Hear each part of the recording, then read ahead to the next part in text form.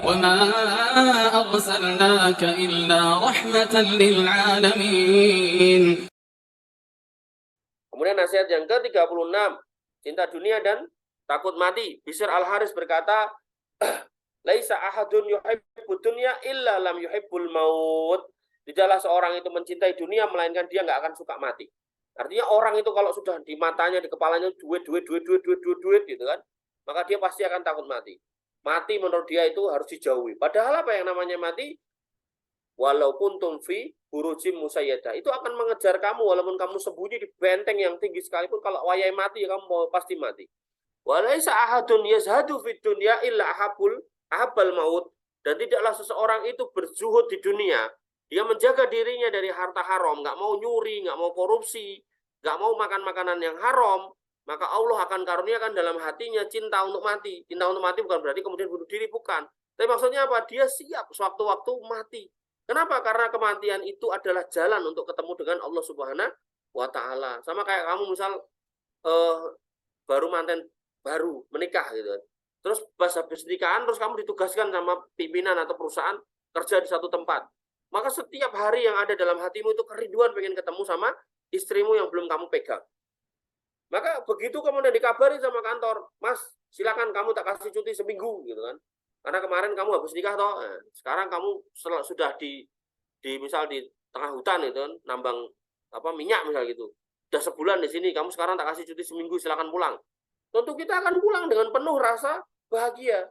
Maka seperti itulah orang yang kemudian ya dia setiap hari beribadah, menghabiskan waktunya untuk mendekatkan diri kepada Allah Subhanahu wa Ta'ala, menambah ilmu agar makin dekat dengan Allah Subhanahu wa Ta'ala, maka dia akan merindukan kematian, tentu mati yang baik ya, mati husnul khotimah yang benar, karena dia paham bahwasanya mati itu adalah cara untuk ketemu dengan Allah Subhanahu wa Ta'ala. Tapi sebaliknya, orang yang setiap hari isinya itu dunia, ya nggak ada lain, nggak ada bukan, cuma dunia, maka dia akan berpikir dia nggak mau mati, dan yang dia pikir dia akan kekal selamanya, sehingga apapun caranya untuk mendapatkan dunia dia lakukan.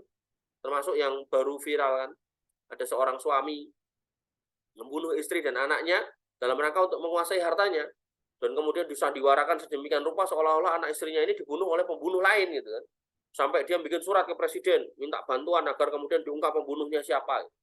Sehingga cerita Allah itu maha adil. Salah satu pelaku yang diajak membunuh ini kemudian dia merasa bersalah, dan makin hari makin besar rasa bersalahnya, kemudian dia mengaku sama polisi kalau dia sudah membunuh si ibu dan anaknya ini. Akhirnya terungkap bahwasanya pelakunya malah suaminya tadi yang sampai ngelapor ke presiden segala macam. Nah, makanya yang harus kita pahami bahwasanya itu loh dunia. Kalau kemudian orang ini sudah kedonyan ibaratnya, maka apapun, sejelek apapun caranya, sehina apapun metodenya, dia akan gunakan untuk mencari dunia, walaupun harus bunuh orang gitu. Dan banyak pembunuhan kan, begal, rampok, segala macam itu kan orang-orang yang kedonyan itu. Maka kita sebagai hamba Allah sebaiknya zuhud dari dunia. Dapat sedikit kita syukuri, dapat banyak kita syukuri, ya syukurnya sedikit ya kita sabari, syukurnya banyak ya kita sodakoi gitu kan. Karena kita yakin bahwasanya dunia ini sebentar. Tentu kita justru menanti ya pintu gerbang kematian ini dengan penuh senyum, jangan kemudian sedih gitu. Maka orang-orang yang paham benar hakikat dunia, dia nggak akan takut mati.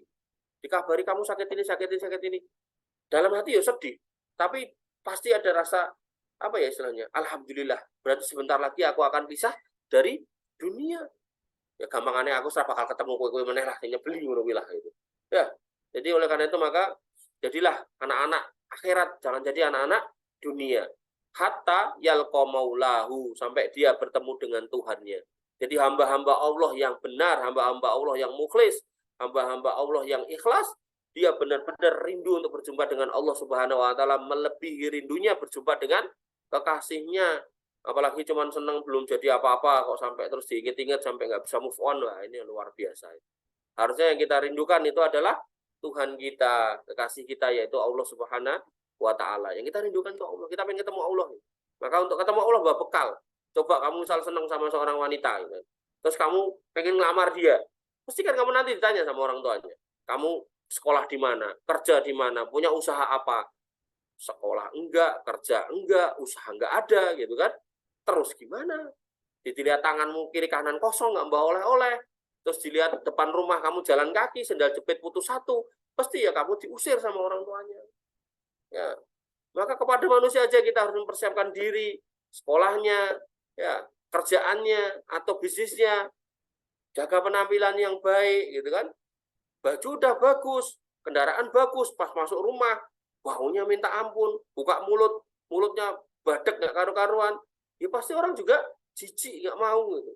Nah, oleh karena itu maka kepada manusia aja kita seperti itu, maka kepada Allah Subhanahu Wa Taala kita harus mempersiapkan diri yang lebih daripada itu. Baik, ini yang bisa kita sampaikan atau kita diskusikan. Kurang lebih saya mohon maaf. Saya cukupkan, saya rasa sampai di sini. Alafu minkum subhanakallahumma bihamdika asyhadu an la ilaha illa anta astaghfiruka wa atubu ilaik. Assalamualaikum warahmatullahi wabarakatuh.